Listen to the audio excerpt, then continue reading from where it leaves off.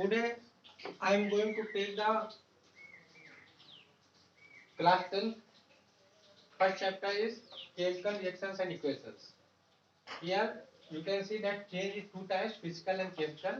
Physical change is reversible and chemical change is not easily reversible. देखिए physical जो भौतिक change होता है, भौतिक परिवर्तन होता है, उसमें जो भी कंपोनेंट्स होते हैं किसी सब्सटेंस के वो चेंज नहीं होते हैं, जबकि इसमें जो है केमिकल चेंज में परिवर्तित हो जाते हैं। फिजिकल चेंज में आपका इवोपोरेशन है, वाष्पीकरण, मेल्टिंग ऑफ गैस यानी मोम का पिघलना है, और फ्रीजिंग ऑफ वाटर और जल का जमना है।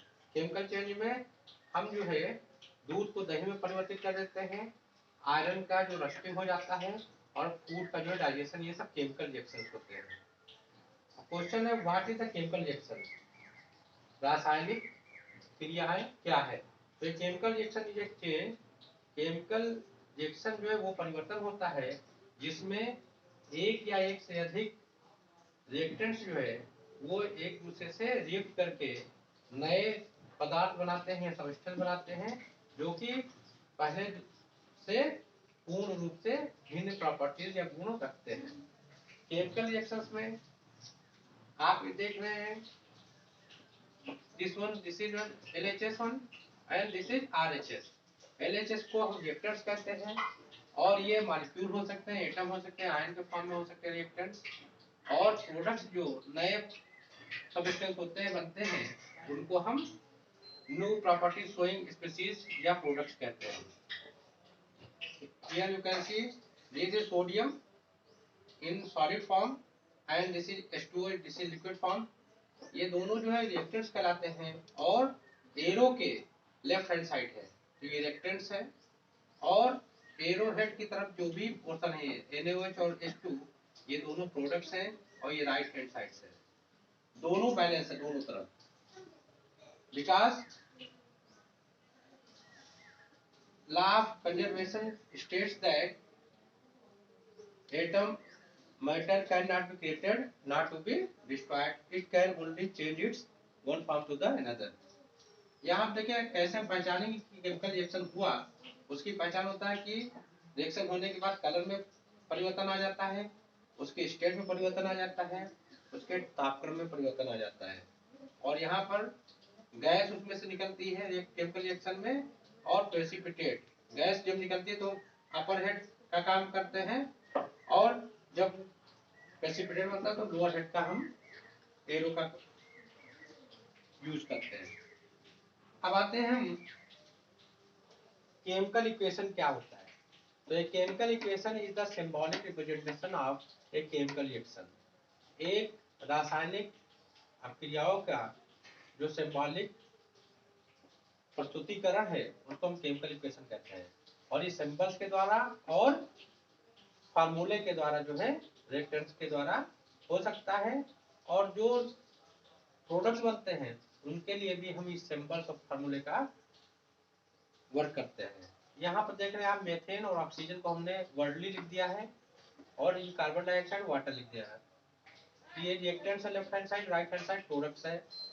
मेथेन 2O2 ऑक्सीजन से रिएक्ट करता है, हीट करते हैं, CO2 बनती है, NH2O निकलता है। Here you can put this sign because of carbon dioxide evolved. In this reaction you can see that this is not balanced, this is balanced, this is not balanced. So unbalanced equation is also called skeletal chemical equations. Thank you. Students, now we will learn about the balanced chemical equation। Balanced chemical equations क्या होता है। तो यहाँ पे आप देखेंगे कि C2H6 है, this is oxygen gives out carbon dioxide which can be burned, and this is 6H2O। तो यहाँ पर देखिए both sides, this is the reactant side and this is the product side. Reactant side में आप देखेंगे कि total number of जो atoms है, यानी कार्बन के एटम्स यहाँ 4 है, हाइड्रोजन के यहाँ 12 है, ऑक्सीजन के यहाँ 14 है और ये लेफ्ट हैंड साइड है और ये प्लस बीच में है, ये शो करता है कि रिएक्टेंट्स है। लेफ्ट हैंड साइड में जो भी सब्सटेंस होते हैं सॉलिड, लिक्विड और गैस या एक्वस फॉर्म में होते हैं। यहाँ पर राइट हैंड साइड में आ जाते हैं तो ये प्रोडक्ट्स हैं सब इस रिएक्शन के पश्चात यहाँ पर बने हैं। यहाँ पर देखते हैं आप कार्बन 4 है तो यहाँ पे कार्बन 4 है, H यहाँ पर 12 है तो H यहाँ भी 12 है, ऑक्सीजन यहाँ पर 14 है तो ऑक्सीजन यहाँ भी 14 है। तो दोनों तक चाहे रिएक्टेंट्स की बात करें या प्रोडक्ट्स की बात करें, दोनों जो है वो उनकी जो एटम्स है, टोटल नंबर ऑफ एटम्स है वो इक्वल है। और लॉ ऑफ कंजर्वेशन मास कहता है, स्टेट है कि mass can neither be created not to be destroyed during a chemical reaction, यानी एक रासायनिक अभिक्रिया के दौरान जो है द्रव्यमान न तो क्रिएट हो सकता है और न नष्ट हो सकता है। आइए देखते हैं ए बैलेंस केमिकल इक्वेशन क्या होता है। तो a balance chemical equation is that the total number of atoms of each element are equal. Each element का मतलब होता है ये प्योर फॉर्म में होता है तो एलिमेंट है। देखिए यहाँ पर ये कार्बन यहाँ 4 है तो कार्बन यहाँ भी 4 है। Are equal on the both side, both side देखिए 4 यहाँ, ये लेफ्ट साइड ये राइट साइड है। तो ये कार्बन, हाइड्रोजन और ऑक्सीजन ये 4, 12 और 14 है। यहाँ पे राइट हैंड साइड देखिए कार्बन, हाइड्रोजन और ऑक्सीजन 4, 12 और 14 है। तो कहते equal on the both side of the equation before and after the chemical reaction. तो ये केमिकल रिएक्शन हो रही है, ये बिफोर की पोजीशन है और ये आफ्टर की पोजीशन है। तो देखिए केमिकल इक्वेशन हमारे बारे में, मतलब एक केमिकल रिएक्शन के बारे में जो केमिकल इक्वेशन है इसको हम बैलेंस केमिकल इक्वेशन कह सकते हैं, क्योंकि दोनों तरफ एलिमेंट जो है बैलेंस है, सेम नंबर में है। ये केमिकल इक्वेशन कहलाता है, बैलेंस केमिकल इक्वेशन। और इससे हम क्या क्या चीज पता कर सकते हैं। देखिए केमिकल इक्वेशन हमें बताता है कि फिजिकल स्टेट्स ऑफ सब्सटेंस, यानी किसी भी दिए गए ये सब्सटेंस है तो ये किस फॉर्म में, ये गैसियस फॉर्म में है, ये सॉलिड फॉर्म में है। तो यहाँ पर सॉलिड, लिक्विड, गैस और एक्वस फॉर्म में है। इवोल्यूशन ऑफ गैस को शो करता है, जैसे यहाँ पर हमने शो किया। फॉर्मेशन ऑफ प्रेसिपिटेट आपको बताएंगे नेक्स्ट वीडियो में। स्पेसिफिक कंडीशन क्या होता है, यानी हीट, प्रेशर, टेम्परेचर, कैटालिस्ट का रिएक्शन पर क्या प्रभाव होगा, और उसको हम एरो के ऊपर लिखते हैं। और लास्ट में किसी भी केमिकल रिएक्शन से यदि एनर्जी उसमें एब्जॉर्ब होती है या एनर्जी रिलीज होती है, ये सारी चीजें, सारी बातें हमें केमिकल इक्वेशन से पता चलती है। तो टाइप्स ऑफ केमिकल रिएक्शंस के बारे में हम जानेंगे। तो ये 5 टाइप्स होती है, combination reaction, decomposition reaction, displacement reaction, redox reaction, जिसमें आपका रिडक्शन और ऑक्सीडेशन दोनों रिएक्शंस होते हैं, एक्सोथर्मिक एंड एंडोथर्मिक रिएक्शंस। तो हम इसमें इस लेक्चर में दो रिएक्शन को हम कवर करेंगे। पहला कॉम्बिनेशन रिएक्शन, इसमें क्या होता है कि दो रिएक्टेंट्स जो है कंबाइन होकर के एक तीसरा मतलब प्रोडक्ट बनाता है। ये प्रोडक्ट जैसे यहाँ पर देखिए CaO है प्लस H2O है, दो रिएक्टेंट्स है, दोनों मिले और मिलने के बाद एक ही प्रोडक्ट बना है, कैल्शियम हाइड्रोक्साइड। यहाँ पे कार्बन और प्लस ऑक्सीजन दो रिएक्टेंट्स है, मिलकर के ये कार्बन डाइऑक्साइड एक प्रोडक्ट बनाया है। और यहाँ पर 2H2 है, यहाँ O2 है, दोनों है, मिलकर के एक प्रोडक्ट बनाया है। डिकम्पोजिशन रिएक्शन, इसमें एक रिएक्टेंट वो टूट जाता है दो प्रोडक्ट्स में, ठीक है। तो इसमें एनर्जी रिक्वायर्ड होती है, डिकम्पोजिशन रिएक्शन में एनर्जी रिक्वायर्ड होती है। और on the basis of required energy, मतलब जो हमें ऊर्जा की आवश्यकता होती है इस केमिकल डिकम्पोजिशन रिएक्शन को करने के लिए, वो 3 तरीके के होते हैं। पहला थर्मल डिकम्पोजिशन, इसमें हमें जो है इन रिएक्शन में हमें ऊर्जा की प्राप्त होती है और हीट के रूप में। इसमें एक ही प्रोडक्ट है कैल्शियम कार्बोनेट, जब इसको हम हीट देते हैं, गर्म करते हैं, तो ये कैल्शियम ऑक्साइड में और कार्बन डाइऑक्साइड निकलती है। दूसरा फेरस सल्फेट है, जब इसको हीट अप करते हैं तो ये फेरिक ऑक्साइड बनाता है, सल्फर डाइऑक्साइड बनता है और सल्फर ट्राइऑक्साइड बनाता है। डिकम्पोजिशन के दूसरे फॉर्म में, यानी on the basis of energy electrolysis, इसमें हमें इलेक्ट्रिक करंट देना होता है, तब ये जो है रिएक्शन पूरी होती है। जैसे मान लीजिए कि हमें वाटर को जो है तोड़ना है, तो वाटर जब इसमें हम वाटर में इलेक्ट्रिक करंट प्रवाहित करते हैं तो हमें हाइड्रोजन गैस निकलती है, ऑक्सीजन गैस निकलती है। इसी प्रकार जब हम नमक केविलियन में हम इलेक्ट्रिक करंट करते हैं तो ये सोडियम धातु में क्लोरीन जो है गैस में निकल जाती है। तीसरे प्रकार का डिकम्पोजिशन रिएक्शन आता है, उसको कहते हैं फोटोलिसिस रिएक्शन। इसमें सूरज की रोशनी का उपयोग करते हैं इस एनर्जी को करने में, रिएक्शन को। तो यहाँ पे देखिए ये सिल्वर क्लोराइड है, ये जब सिल्वर क्लोराइड को हम सनलाइट देते हैं तो ये सिल्वर में टूट जाता है, क्लोरीन गैस निकलती है। जबकि यहाँ पर सिल्वर ब्रोमाइड जब सनलाइट देते हैं तो ये सिल्वर और ब्रोमाइड में, सिल्वर धातु में ब्रोमाइड गैस में निकल जाती है। Thank you. तो this is the third types of chemical reaction which is known as displacement reaction. और यहाँ पे क्या होता है कि जो ज्यादा रिएक्टिव होता है वो कम रिएक्टिव वाले को रिप्लेस कर देता है। जैसे आप जिंक को आयरन जो है वो कॉपर से ज्यादा जो है रिएक्टिव है या क्रियाशील है। तो ये दो प्रकार के डिस्प्लेसमेंट रिएक्शन होते हैं। और डिस्प्लेसमेंट रिएक्शन का मतलब होता है कि लेफ्ट साइड में वो चेंज होते हैं।